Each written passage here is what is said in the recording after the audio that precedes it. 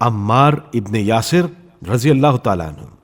آپ رسول خدا صلی اللہ علیہ وآلہ وسلم کے عظیم ترین صحابی اور مولا کائنات کے خاص اصحاب میں سے تھے۔ آپ کی کنیت ابو الیغزان تھی۔ آپ کے والد کا نام یاسر اور والدہ گرامی کا نام سمیہ تھا۔ آپ ابتدائی مسلمان ہونے والوں میں سے تھے۔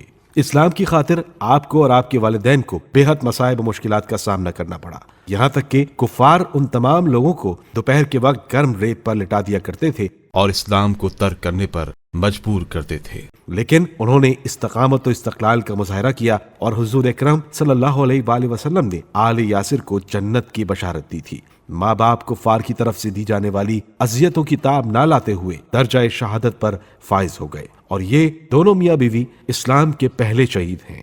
کفار کی طرف سے مسلسل اذیتوں کا سلسلہ جاری رہا تو حضرت عمار کو ایک دن مجبوراً کفار کی مرضی کے مطابق الفاظ ادا کرنا پڑے، جس کے بعد آپ نے روتے ہوئے رسول خدا صلی اللہ علیہ وآلہ وسلم کی خدمت میں حاضر ہو کر صورتحال سے آپ صلی اللہ علیہ وآلہ وسلم کو آگاہ کیا۔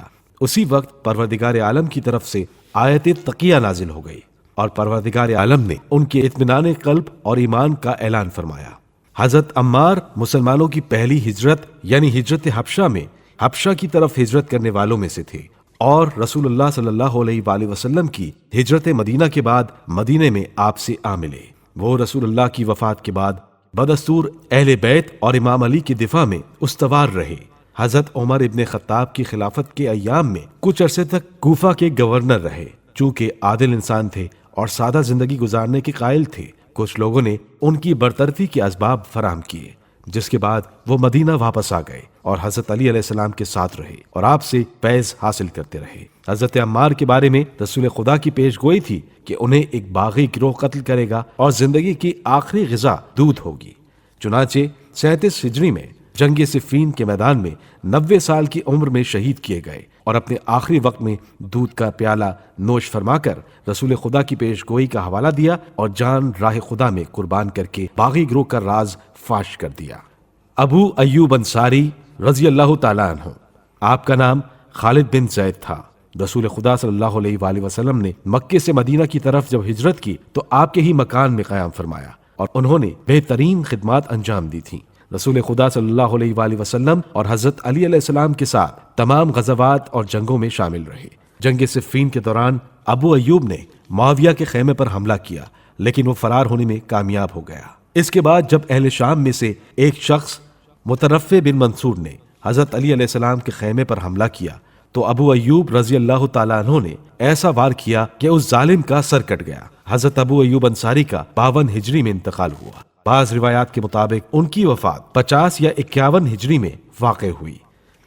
حضرت بلال ابن رباح المعروف بلال حبشی رضی اللہ تعالیٰ عنہ، آپ رسول خدا کے مشہور صحابی تھے۔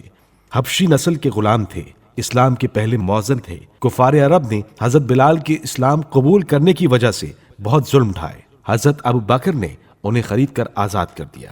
رسول اکرم صلی اللہ علیہ وآلہ وسلم کے ساتھ تمام غزوات میں شریک رہے۔ جنگ بدر میں آپ نے امیہ ابن خلف کو قتل کیا۔ رسول خدا نے آپ کو ہی اذان کہنے کے لیے مقرر فرمایا۔ سفر میں حضور اکرم صلی اللہ علیہ وآلہ وسلم کے کھانے پینے کا انتظام آپ کے سپرد ہوتا تھا۔ حضرت رسول خدا صلی اللہ علیہ وآلہ وسلم کے وصال کے بعد شام کی طرف روانہ ہو گئے۔ حضرت بلال حبشی ایک مرتبہ مدینے پہنچے تو جناب سیدہ سلام اللہ علیہا کی اصرار پر اذان دی، لیکن آپ علیہ السلام کو اپنے بابا کے بعد ڈھائے گئے مظالم یاد آ گئے اور غم کی شدت سے آپ علیہ السلام تاب نہ لا سکیں، جس کی وجہ سے بلال نے ناچار اذان کو ناتمام چھوڑ دیا۔ حضرت بلال کا انتقال شام میں ہی 18 ہجری یا 20 ہجری میں ہوا اور باب الصغیر میں آپ کو دفن کیا گیا۔